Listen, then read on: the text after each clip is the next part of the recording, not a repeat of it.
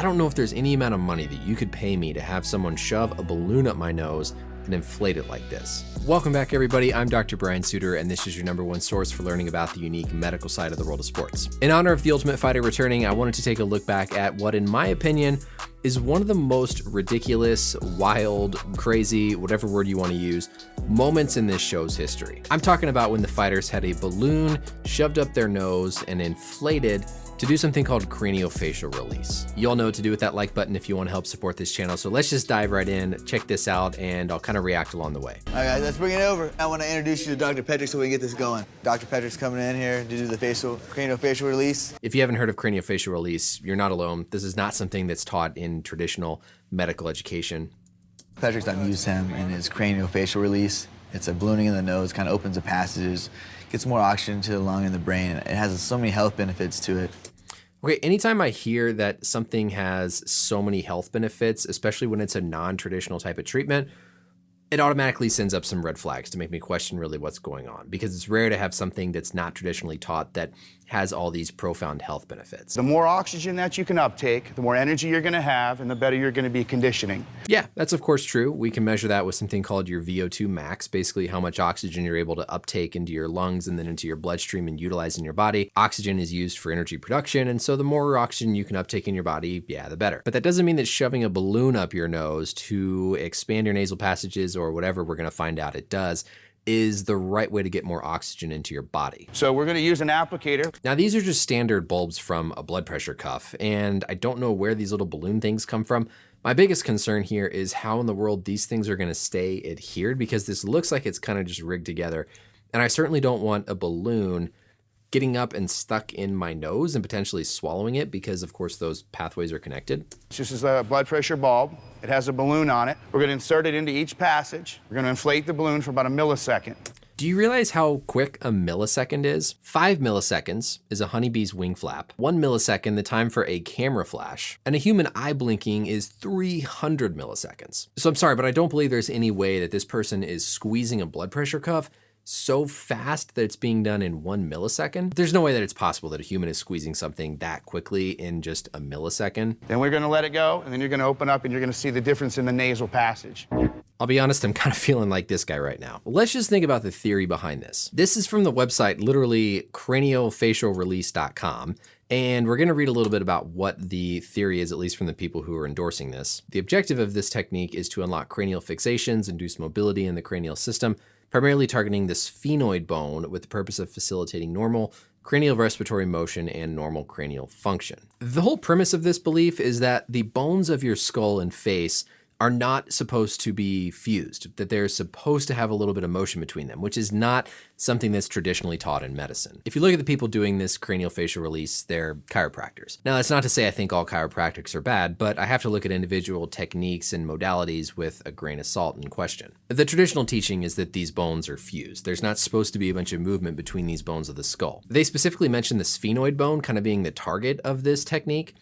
And this is the sphenoid bone, basically a cross-section through the skull. That sphenoid bone extends across the entire skull. But you can see how far back up it is within the nasal passage. So here's the front of the nose where they're going to be inserting that balloon.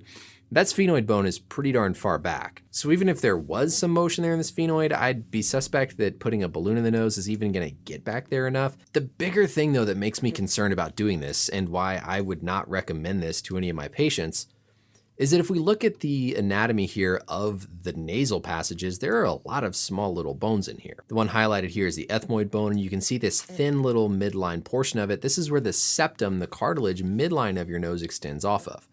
Down below, you've got this thin little vomer bone. You've got these lacrimal bones up here on either side, and the sphenoid bone is all the way back up in here. So if I paint the sphenoid bone a specific color, when I look up the nasal passage, it's like tucked way darn far back up there. So even if there was legitimate reason to make an adjustment to the sphenoid bone, which again, I don't think there is, I'm not convinced that shoving a balloon up the nose is going to get there. But with all that force that's being suddenly transmitted through that balloon while it's up in these passages, I'd honestly be worried about injuring these bones. These things are super thin. They're not like the rest of our joints in our body that are just kind of freely moving around. Obviously, you're putting a balloon in someone's nose, so it's not the most comfortable feeling.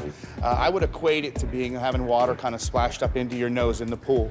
Oh, man. Oh. All right, so we're shoving this balloon up there, and just think back to this anatomy again in terms of where that balloon is actually going.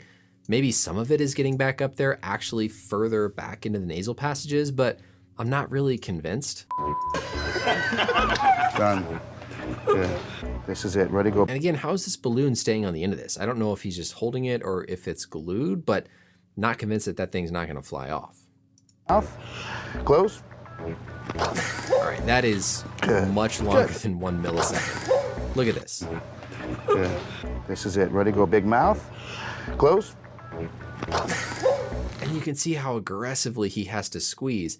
That's because of all that resistance from those bones in the nose that are pushing back and preventing this balloon from being inflated. Good. That's it. Oh, man. Good. Now let me think just quickly about what positives I might see from this. Certainly the idea of going in and inflating a balloon in your nasal passage is going to try to expand that passage. If you have something like a deviated septum from a history of nose injuries, then yeah, similar to when you get like your back cracked, it's probably temporarily gonna make you feel like you've got more air going through your nose. It's gonna make you feel better because temporarily it's gonna feel like things are opened up. But I can't be convinced that's gonna be a permanent thing, and I also can't justify the possible risk of causing some other injury to these bones by doing that whole thing to begin with. There's zero research that I could find on this technique beyond just anecdotal stories of some chiropractors who initially started doing it. So personally, when a patient asks me about something, and if they were to ask me about this, I'd look at the potential risks, I'd think about the possible benefits, and to be honest, for me, this is something that just doesn't seem like it would be worth doing. I certainly do not want anybody out there to go shove something up their nose thinking that they're going to adjust their face and get relief of all the different host of things that these different websites will try to say that this is going to help. So I hope you guys found this video interesting, maybe a little bit more entertaining than my typical ones. I usually stay away from this kind of fringy alternative stuff, but with it being The Ultimate Fighter, a sport I know a lot of you like to follow and I do as well, thought it'd be interesting to take a look at. Enjoy the return of The Ultimate Fighter. Let me know as always any questions or comments down below, and until next time, we'll see you later. Bye.